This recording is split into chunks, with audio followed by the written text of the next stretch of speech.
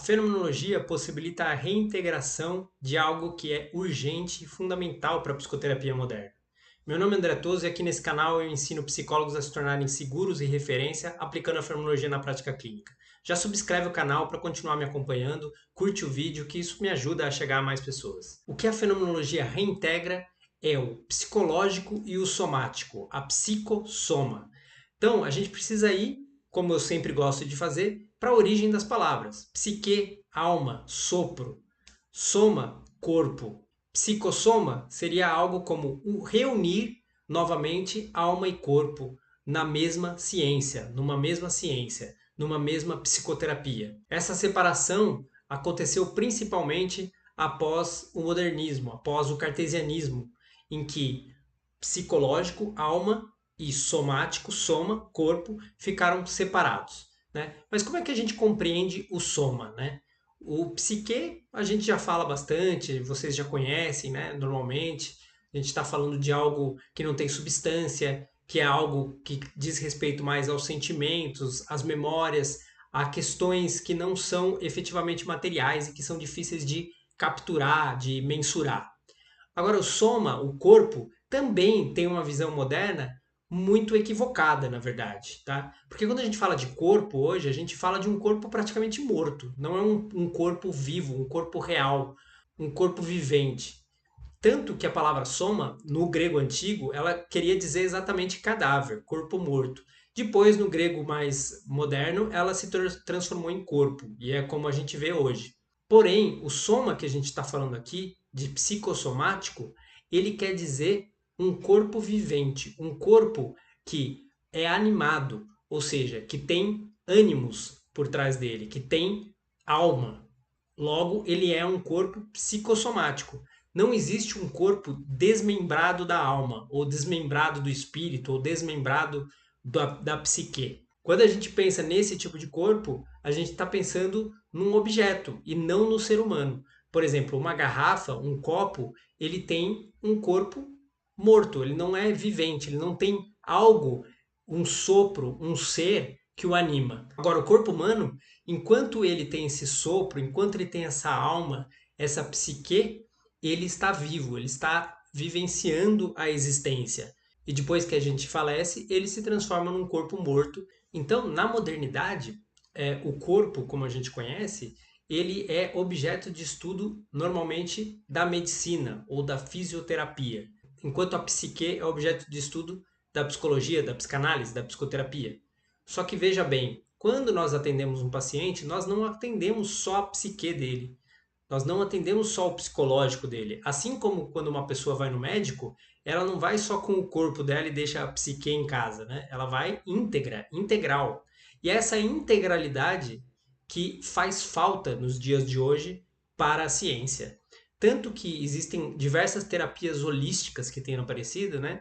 Terapias que às vezes tentam essa reintegração entre corpo e mente, corpo e alma, corpo e mente, e elas fazem sucesso, elas vão crescendo, elas vão ganhando espaço, mesmo muitas vezes não tendo metodologias e métodos científicos comprovadamente científicos, mas elas fazem as pessoas se sentirem melhores, fazem as pessoas se sentirem mais vivas, faz as pessoas se sentirem mais saudáveis e por isso elas crescem, porque o que cresce é aquilo que traz benefício para as pessoas e não o que eu acho que é ciência ou o que eu acho que é o correto ou não. Aquilo que cresce normalmente é aquilo que traz algum benefício para a pessoa. E as pessoas, quando elas são beneficiadas por alguma dessas terapias holísticas, algumas muito sérias, outras menos sérias, elas mostram, elas revelam um novo modo de olhar para a saúde, um novo modo mais íntegro de olhar para a saúde. E a fenomenologia parte desse pressuposto, da integralidade do ser, de que nós devemos atender um paciente na psicoterapia como um todo, como corpo, mente, alma, tudo articulado. São cada vez mais profundos os estudos que mostram o impacto emocional, o impacto do estresse no corpo e nas doenças somáticas mesmo, ou seja, nas doenças físicas. A gente vê, por exemplo, a questão da homeostase e da alostase. Eu vou explicar rapidamente para vocês entenderem. A homeostase é o equilíbrio biológico, é quando o nosso corpo está em equilíbrio. E a alostase é quando ele perde esse equilíbrio. E normalmente a alostase acontece quando tem estresse, quando tem emoções difíceis. Então a pessoa, quando ela começa a se sentir muito estressada, ela começa a vivenciar questões existenciais muito difíceis, complexas, isso causa um desequilíbrio homeostático e todo o seu corpo começa a criar substâncias, neurotransmissores, neuroquímicas, a parte hormonal da pessoa também se desregula e isso começa a ocasionar doenças físicas também, além dos problemas emocionais, dos problemas psicológicos que a pessoa tem. Então, nesse desequilíbrio entre homeostase e alostase, nós temos assim uma ampla gama de estudos que vão apontando para a importância de a gente trabalhar integralmente um paciente que chega na nossa clínica. Se nós tentarmos trabalhar apenas com o falatório, apenas com o falar, apenas com o psicológico da pessoa, apenas com o cognitivo, nós vamos esbarrar em dificuldades muito grandes. E a pessoa não vai, muitas vezes, melhorar, a pessoa não vai progredir e a gente vai entrar naquele ciclo de psicoterapia que não faz com que a pessoa evolua. E isso acontece muitas vezes. Então nós precisamos sair dessa psicoterapia isolacionista, ou seja, que isola a psique e tenta trabalhar apenas os conceitos psicológicos, para uma psicoterapia íntegra, integral, holística, se você preferir a palavra, em que corpo e mente são tratados ao mesmo tempo. E para isso a gente precisa articular novamente psicossoma, fazermos uma terapia psicossomática. E o que quer dizer uma psicoterapia psicossomática? É uma terapia que vai trabalhar as questões emocionais, afetivas do paciente, os sentimentos do paciente, mas também vai trabalhar por meio da corporeidade do paciente. Vai trabalhar os sentidos físicos do paciente também. Vai trazer vivências fenomenológicas que realmente trabalhem também do que a gente chama do bottom to up, tá? Então é outra coisa que eu preciso explicar para vocês. Existem dois conceitos. Existe o conceito de up to bottom e bottom to up. O que quer dizer isso? De cima para baixo e de baixo para cima, em bom português, né? Quando a gente fala de cima para baixo, é o que a nossa ciência moderna mais assim vislumbra, que é tudo vem do cérebro. O cérebro é o rei que manda todas as informações para o corpo. Mas hoje a gente sabe, em pesquisas muito sérias, que existem informações que vêm de baixo para cima, ou seja, que vêm do nosso corpo para o nosso cérebro. Existe um diálogo acontecendo em todo momento. O cérebro não é um rei, ele não reina absoluto, ele também recebe informações, principalmente do coração. E hoje já está comprovado que o coração manda mais informações, tem mais receptores e transmissores de informação do que o próprio cérebro. E isso é uma revolução que está acontecendo na visão do homem, em que traz novamente o coração, como os filósofos antigos já diziam, para o centro da questão do homem. Então, nós não trabalhamos mais apenas de cima para baixo. Nós não trabalhamos mais apenas do que o cérebro comanda para o corpo. Nós trabalhamos as duas vias. E a psicossomática tem essa característica. Ela vai trabalhar nesse diálogo entre o que eu sinto no corpo, o que eu penso na mente e o que eu sinto no corpo. E aqui nós temos que falar também um pouco mais de conceitos da neurociência e da neurofenomenologia. Porque o que nós temos são diferentes graduações de profundidade quando a gente trabalha com o ser humano. Né? O cérebro trino de Paul MacLean diz que nós temos 3 camadas no cérebro, que foram evoluindo conforme a evolução do homem. Nós temos primeiro o córtex, que é o racional, temos o sistema límbico, que é o emocional, o afetivo, e temos o reptiliano, que é o mais dos instintos, mais corporal. Falando pedagogicamente aqui com vocês, nós precisamos trabalhar sempre nesses 3 níveis. E eu trago para a fenomenologia a ideia de memórias. Memórias cognitivas, memórias afetivas e memórias somáticas. São 3 tipos de memórias diferentes e cada uma mais profunda que a outra. A memória cognitiva é a memória daquilo que a gente lembra, do que a gente fala, daquele momento que aconteceu na nossa vida e que nós temos memórias mesmo fáticas. Ou seja, foi naquele dia, aconteceu aquilo, estavam presentes determinadas pessoas. Isso é uma memória cognitiva, que é a mais acessível, que está no córtex. Depois nós temos as memórias afetivas, as memórias do sentimento, ou seja, aquilo que eu senti quando determinado acontecimento se deu. Não é que eu me lembro muitas vezes exatamente do que se deu, mas eu tenho um sentimento dentro de mim de algo que aconteceu. Eu posso mesmo nem lembrar, nem recordar daquele acontecimento, mas o sentimento fica gravado no meu coração. E quando há um gatilho e que me traz de volta à memória aquele sentimento, eu sinto novamente aquilo que senti no passado.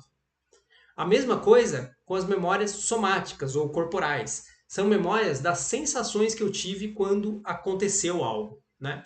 Então, por exemplo, se aconteceu uma violência comigo quando eu ainda não tinha a cognição bem desenvolvida, bem criança, bem bebê, e também ainda não tinha vínculos afetivos tão bem desenvolvidos, pode ser que essa sensação tenha ficado apenas gravada na minha sensação corporal, no meu corpo.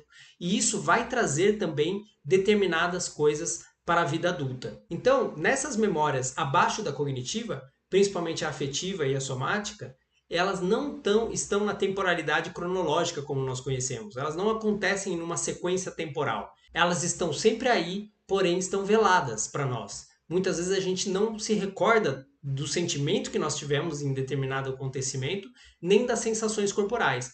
Mas está sujeito a acontecer alguma coisa na nossa vida que seja um gatilho para a gente sentir novamente aquilo, porque elas estão sempre aí, sempre presentes, mais veladas. E aqui a gente consegue trabalhar nos 3 níveis e consegue perceber essa informação que vem do corpo, das sensações corporais do acontecimento, passando pela afetividade, aquilo que eu senti, e pela minha cognição, por aquilo que eu penso a respeito daquilo. E essas 3 camadas, eu estou falando aqui didaticamente como separadas, mas elas, na verdade, estão interligadas sempre, elas são sempre articuladas. Então, todo acontecimento traz memórias cognitivas, memórias afetivas e memórias somáticas, e ficam registradas, gravadas na nossa memória geral. E essa síntese de memórias cognitivas, afetivas e somáticas abre mundo como determinada tonalidade afetiva. É isso que vai abrir o mundo em determinada afinação afetiva. Portanto, tudo que aconteceu na sua vida, todos os acontecimentos ficam registrados como memória, mesmo que a gente não tenha acesso. E essas memórias vão abrir determinada afinação de mundo. Um exemplo, uma criança que passou por muita violência doméstica, que passou por muita dificuldade desde bebê até a primeira infância. Sempre com sensação de perigo, de luta, de estar num lugar inseguro. Conforme ela cresce, as memórias cognitivas, as memórias afetivas, de medo, de insegurança, e as memórias corporais, de sentir mesmo no corpo o medo, vão abrir um mundo muito amedrontador para essa pessoa, mesmo na vida adulta. E às vezes ela até consegue se desconectar disso, né? Se dissociar desses problemas, mas é só acontecer algo que é um gatilho de violência, de medo, de alguma ameaça, que isso vem à tona novamente e pode até surgir um ataque de pânico. Então, tudo aquilo que a gente chama de transtorno mental, ou aqui na fenomenologia nós chamamos de privação existencial, tem uma ligação muito profunda com a memória e elas também são abertas por determinadas tonalidades afetivas. Por isso, vocês conseguem perceber a importância de nós trabalharmos a integração do psicossomático, a integração daquilo que é psicológico com aquilo que é somático e também com o racional, com a racionalidade, com a cognição. Nós não podemos trabalhar isoladamente, é o que a neurofenomenologia traz, né? É contra o isolacionismo do cérebro. Estudar apenas o cérebro como se o cérebro fosse uma maquinaria que manda sinais independentes do nosso corpo e independentes de outras coisas mais misteriosas ainda, como a ideia de alma, ou de psique, ou de espírito. É por isso que no meu trabalho e com os meus alunos, eu ensino as vivências fenomenológicas, que são vivências que vão trazer exatamente um trabalho gradual em todos esses conceitos. Então a gente tem as vivências cognitivas, que trabalham mais essa parte da cognição e da racionalidade. Temos as vivências afetivas, que trabalham mais o sentimento e a afetividade do paciente. E temos as vivências somáticas, que vão trabalhar a parte das sensações corporais e do corpo. É uma reintegração daquilo que nunca deveria ter sido separado, nunca deveria ter sido apartado, que é a essência do próprio homem, a essência do ser. Porque o homem é essa integração como ser no mundo, nas palavras de Heidegger. Então nós precisamos aprender, como psicoterapeutas, a trabalhar essa reintegração.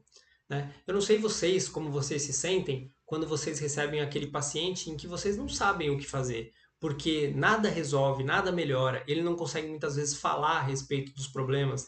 Mesmo quando ele fala, é uma fala vazia, sem muito sentido, sem muita sensação. E isso vai deixando as consultas longas, as consultas difíceis e o paciente parece que não evolui. Normalmente, quando isso acontece, nós estamos naquela fase em que memórias afetivas e memórias somáticas profundas, raízes muito profundas, elas estão veladas e não conseguem vir à luz através simplesmente da cognição, através simplesmente da conversa. E nós precisamos descer nos andares de baixo. A gente precisa fazer um trabalho mais afetivo. E muitos terapeutas, bons terapeutas, mesmo cognitivamente, conseguem fazer isso, conseguem trabalhar mais a afetividade. Mas existem vivências específicas que aprofundam o paciente nesse lugar mais afetivo. E como também tem vivências que trabalham mais e aprofundam o paciente num lugar mais corporal, mais somático. Só que o que é mais importante? O terapeuta precisa também, com ele mesmo, explorar esses lugares que ele ainda não conhece também. Porque a maioria de nós não conhece esses lugares. Eu mesmo era uma pessoa extremamente cognitiva, extremamente racional. Eu fui fazer doutorado em filosofia, eu era um leitor voraz de livros, né? Eu achava que todo conhecimento ele estava nos livros. E isso é uma ideia muito cognitiva, né? O conhecimento verdadeiro, a sabedoria verdadeira, ela está na experiência, né? Os livros ajudam a nos guiar, a nos aprofundar em temas, mas o que realmente nos traz sabedoria, nos traz conhecimento, são as vivências, são as experiências de vida que nós temos, que nós passamos. E quando a gente pensa que só a leitura, por exemplo, como eu pensava quando eu estava fazendo doutorado, nós ficamos assim limitados às memórias cognitivas. A gente não consegue descer em patamares mais profundos, né? Aí eu fui conhecendo algumas técnicas, principalmente de psicossomáticas, alguns tipos de terapia, como a experiência somática, como a focalização, por exemplo, como o Soma Embodiment, que é uma ferramenta também de psicossomática, e fiz terapia nessa área, fiz algumas consultas com algumas pessoas renomadas dessa área e comecei a compreender melhor que eu, na verdade, estava trabalhando num nível muito superficial, tanto na terapia com os meus pacientes, como no meu próprio autoconhecimento. E a partir do momento em que eu adentrei mais a minha parte mais afetiva, a minha parte mais somática, isso mudou a minha vida como pessoa, né? Abriu, expandiu muito o meu conhecimento sobre mim mesmo, abriu também muitas possibilidades de rever conceitos que eu tinha, conceitos muito cognitivos, e eu comecei a experienciar mais a vida, a sentir mais a vida, a estar mais conectado com a existência, e também comecei a aplicar isso na minha prática clínica e ver uma transformação inacreditável nos meus pacientes. E uma transformação inacreditável também na minha própria clínica, que começou a crescer de uma forma que eu nunca imaginei, né? Ao ponto de eu atender em 5 países diferentes, presencialmente, cobrando consultas às vezes que eu nunca imaginei também que eu receberia para fazer um trabalho tamanho valor. Por quê? Porque aquilo que eu tinha, aquelas ferramentas que eu aprendi, aquilo que eu fui desenvolvendo comigo mesmo, na minha tese de doutorado e na minha prática clínica,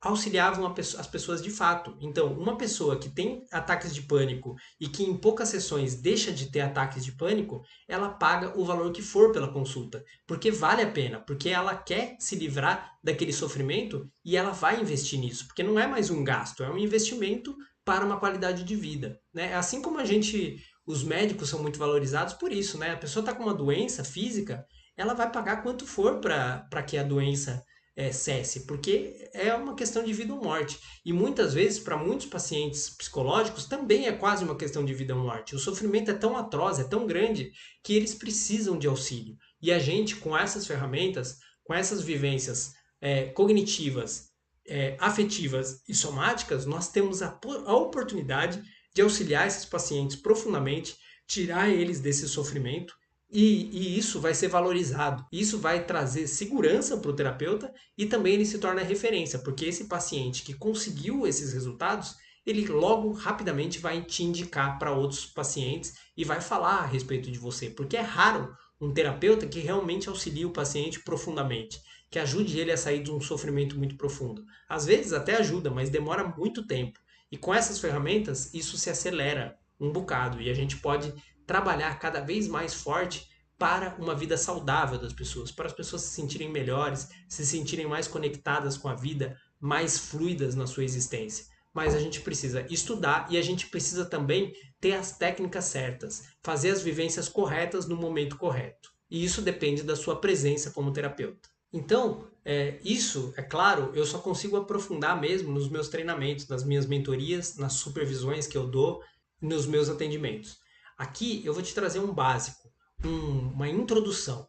Então, como que a gente pode começar, né, vocês aí começarem a trabalhar um pouco mais a parte somática nos seus pacientes, né, trabalhar mais a parte corporal, né? Existem 3 fenômenos que revelam a afinação afetiva do paciente, tá? O modo como ele se comporta na gravidade, ou seja, o modo como ele está no mundo, no espaço. O segundo, a frequência cardíaca do paciente, se está muito rápida, muito lenta. E a respiração, como é que está o fluxo de respiração. Esses 3 fenômenos apontam a afinação afetiva, assim como uma orquestra, né? Se o coração estiver batendo bem, ou a respiração estiver constante e tranquila, e a pessoa estiver calma na espacialidade, isso denota uma homeostase, como eu falei lá no início, ou seja, um equilíbrio biológico da pessoa e psicológico, ou seja, a pessoa está psicossomaticamente estável. Agora, quando a gente vê na espacialidade, no modo de estar no espaço, o paciente muito inquieto, batendo a perna, com velocidade, o batimento cardíaco muito acelerado, a respiração muito rápida, muito inconstante, nós temos um sinal claro aí de que ele está em alostase, tem um desequilíbrio biológico e afetivo que está trazendo esse paciente para uma aceleração. E a aceleração indica ansiedade, né? É um indicativo de que essa pessoa está com ansiedade.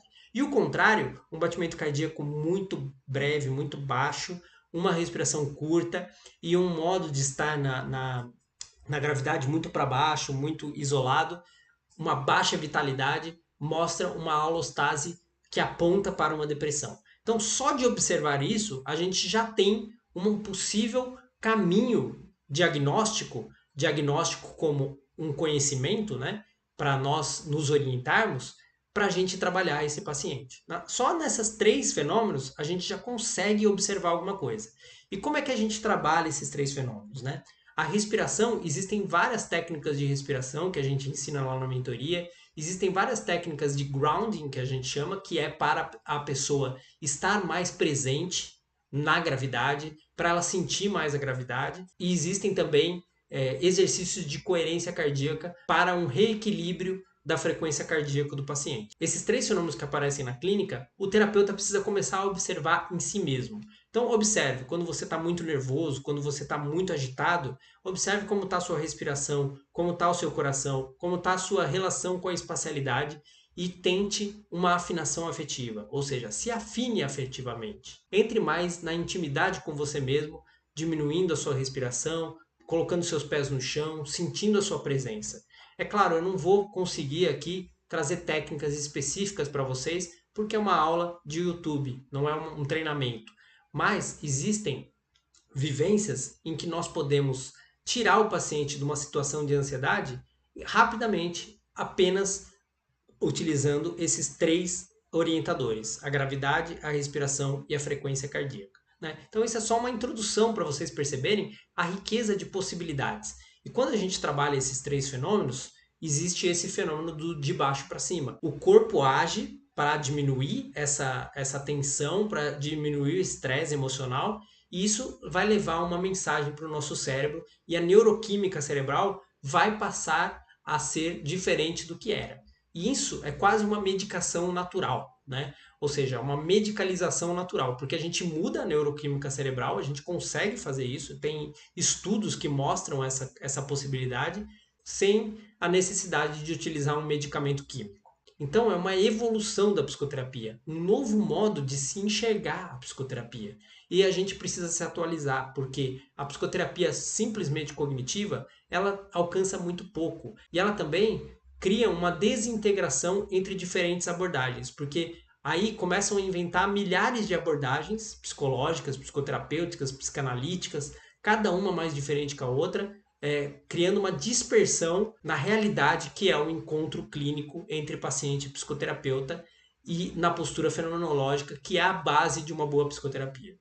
Então, eu vejo que essa é uma oportunidade, é um novo modo de enxergar a psicoterapia que nós precisamos nos aprofundar. Então, acompanhe esse canal no YouTube com as aulas aqui, me acompanhe também no Instagram e fique atento para que você possa aprofundar cada vez mais esse novo modo de ser psicoterapeuta, integrando a psique e o soma, o psicossomático, integrando o ser do paciente em um novo modo de enxergar. Primeiro fazendo com você, terapeuta. Faça com você primeiro.